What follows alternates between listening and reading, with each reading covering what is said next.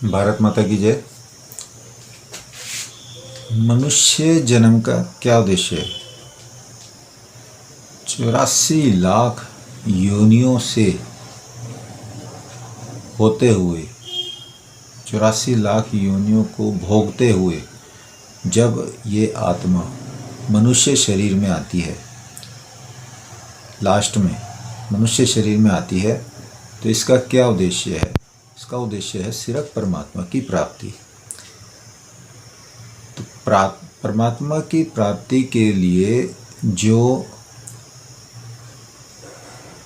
दो रास्ते हैं, एक तो मनुष्य के अंदर या तो इतना अत्यधिक प्रेम हो, मीरा के जैसे, जो प्रेम में आके जहर भी पी जाती है तो वो अमृत बन जाता है, या शबरी के जैसे जिसके झूठे बेर राम खाते हैं खुशी खुशी से। तो वो तो प्रेम परमात्मा किसी करोड़ों में से एक रूह को देता है। लेकिन अब दूसरा रास्ता क्या है? दूसरा रास्ता है अभ्यास का। ये अभ्यास तो सब कर सकते हैं। करत करत अभ्यास के जड़ मत हो सुजान। तो अभ्यास तो सब कर सकते हैं। हमारे ऋषि मुनि करते हैं और बहुत लोग करते हैं। गुरु के द्वारा जो दीक्षा दी जाती है, उस दीक्षा का अभ्यास करना, ये भी परमात्मा को पाने का एक दूसरा रास्ता है। तो वो अभ्यास कैसे होगा? अभ्यास करने के लिए क्या चाहिए?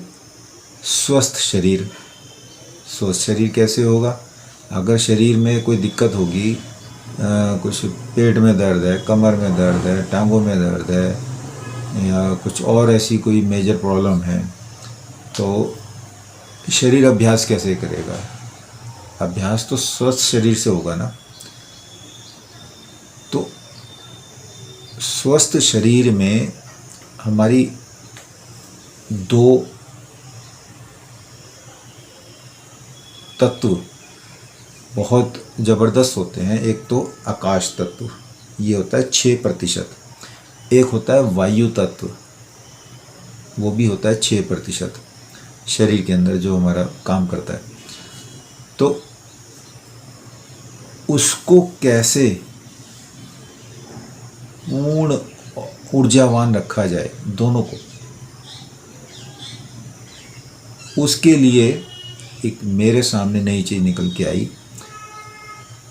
हमारे यहाँ आम है, बिल्कुल हिंदुओं के यहाँ, सनातन धर्म के यहाँ, सत्यनारायण की कथा। सत्यनारायण की कथा इन दोनों तत्वों को ऊर्जावान रखने में इतनी ज़्यादा सहायक है, इतनी ज़्यादा सहायक है। इसका अनुभव मैंने अभी किया, थोड़े दिन पहले। तो ये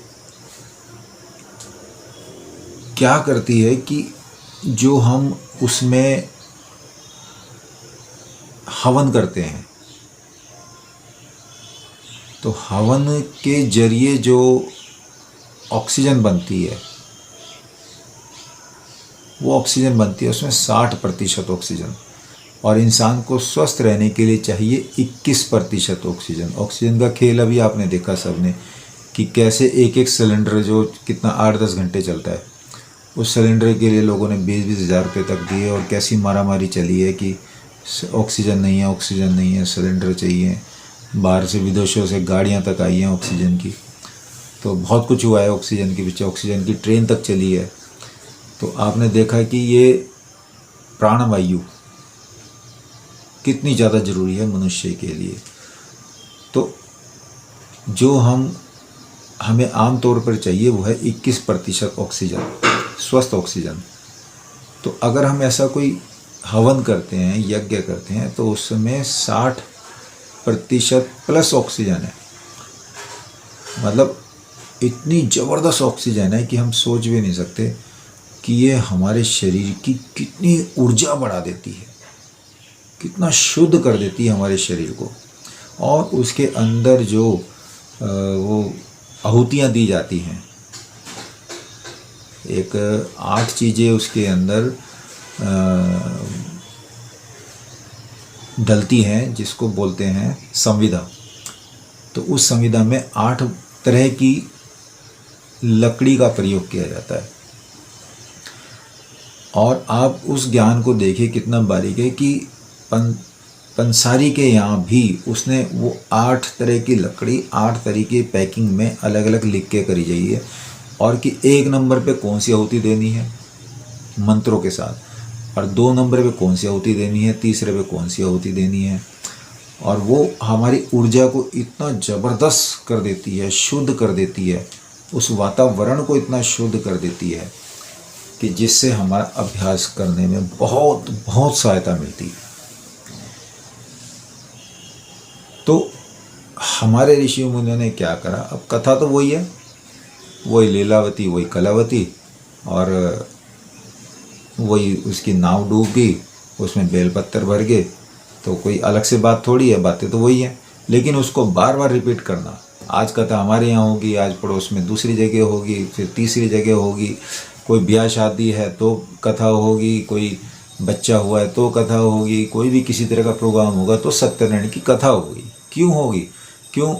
अड़ोस पड़ोस के भाई कुटुंब इकट्ठे हुए, 40-50 जने, 20-25 जो भी, और एक जगह बैठ के उस हवन का, उस शुद्धि का सब फायदा उठाए।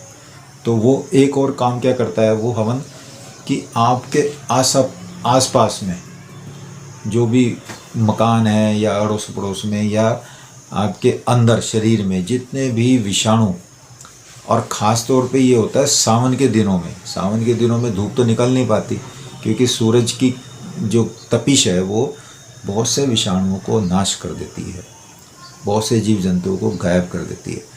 तो बरसात में ये नहीं हो पाता, बरसात में कई कई दिन सूरज नहीं निकलता, तो उस समय में ये ऐसे खतरनाक विषाणुओं का सफाया कर देती है, विषाणुओं का, जीवाणुओं का दूर कर देती है।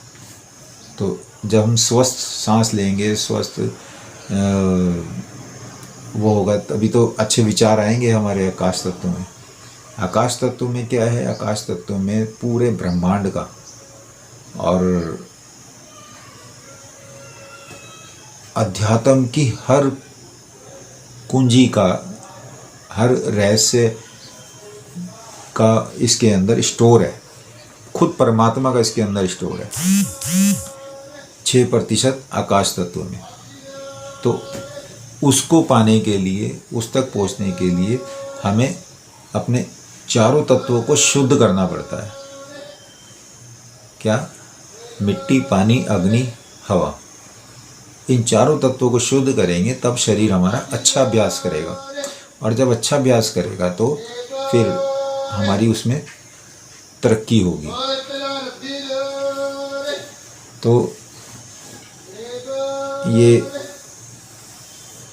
जो हमारे यहाँ सत्यनारायण की कथा का बार बार वो किया गया, तो ये बहुत ज़बरदस्त तरीके से उसके अंदर एक मिश्रण दिया गया। मतलब मैं पूरी बात इतनी जल्दी नहीं समझा पाऊँगा, लेकिन आप इस बात को मोटे तौर पे समझिए कि सत्यनारायण की कथा और इधर मनुष्य शरीर के लिए ये विज्ञान का मिश्रण किया गया। इतना ज़बरदस्त ज्ञान है, इतना ज़बरदस्त ज्ञान है। जैसे उसमें पंचामृत बनाते हैं। पंचामृत में क्या डलता है? दही, दूध, शहद, घी और तुलसा पत्ते। ये पांचों के पांचों जब मिक्स हो जाते हैं तो ये शरीर के ना जाने कितने रोगों का नाश करते हैं। इसीलिए इसको पंचामृत बोला गया। इतना ज़बरदस्त चीज़ है। तो आप जब इसका सेवन करेंगे तो वो आपके अंतर में जो भी कोई विषाणु अब आएंगे ही, जब हम खाना खाएंगे, भोजन करेंगे, सांस लेंगे, तो उनके जो द्वारा विषाणु तो जाएंगे अंदर, तो उन विषाणुओं का नाश करता है ये। और क्यों? क्योंकि उसकी तासीर थोड़ी ठंडी है, तो उसको मेंटेन करने के लिए कसार बनाया गया। और ये कसार ऐसी चीज़ है कि आप 1 महीना भी रख के इसको आराम से खा सकते हो, क्योंकि नमी वाले दिन है। नमी वाले दिनों में आपको ड्राइनेस चाहिए थोड़ी सी। तो ड्राइनेस कैसे आती है? उस कसार से। तो ये बड़ी ज़बरदस्त साइंस है। मुझे तो बहुत मज़ा आया इसको देख के और सुन के।